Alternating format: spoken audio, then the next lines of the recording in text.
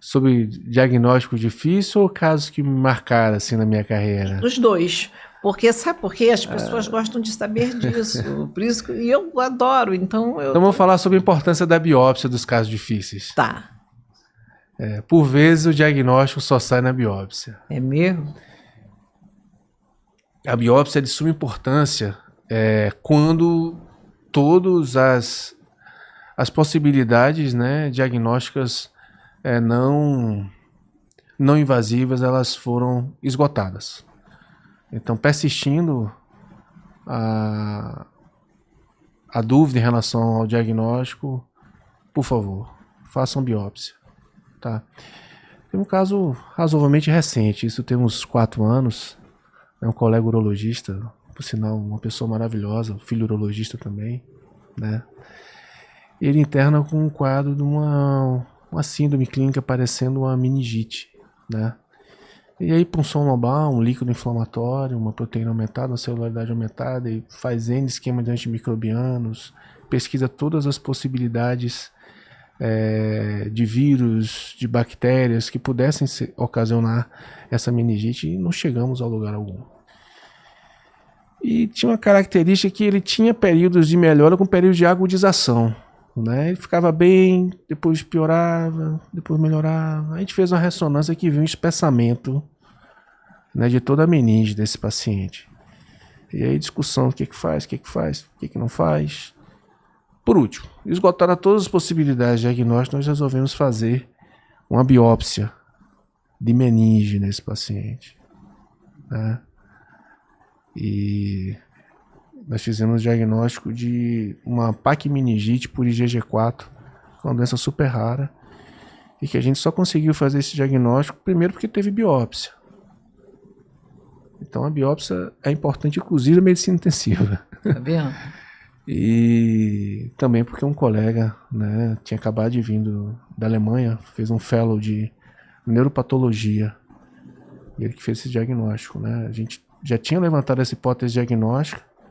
Era um diagnóstico difícil porque os níveis de IgG4 sérico desse paciente eram níveis normais, mas em raros casos ele pode ter uma infiltração por IgG4 na meninge, mesmo com níveis séricos normais de IgG4.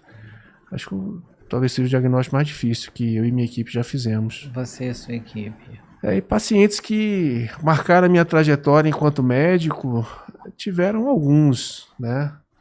Acho que eu posso citar aqui de bate-pronto.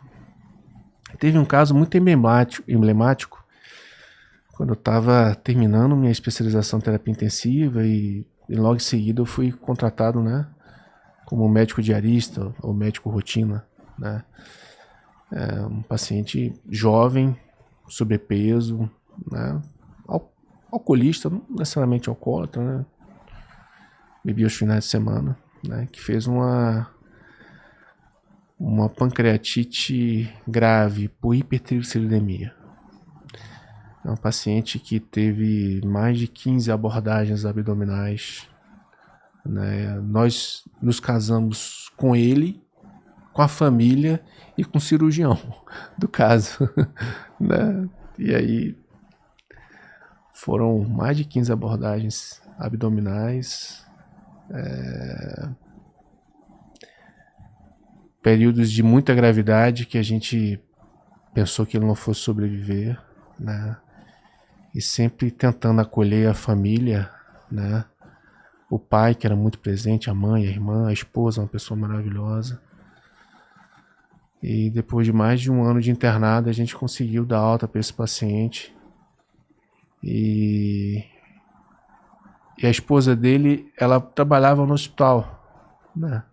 Ela prestava serviço no hospital. Então, de maneira recorrente, pós-alta, eu me encontrava. Eu falei, rapaz, você é um sobrevivente, você sabe disso aí, doutor. Ele sempre fazia questão de visitar e agradecer. E esse caso me marcou muito, porque toda a equipe ficou dedicada. Era um paciente na época de 37, 38 anos, né? Que a esposa estava grávida, então o filho dele nasceu, ele não pôde acompanhar o nascimento do filho, já foi conhecer o filho já grande. A esposa não quis levá-lo no hospital, em virtude de estar na UTI, né? Me marcou Anderson Claudino, o nome dele. Então, por sinal, se ele estiver vendo esse vídeo, um abraço, espero que você esteja bem. De seu Lembrança a toda a sua família aí, cara. Isso aí.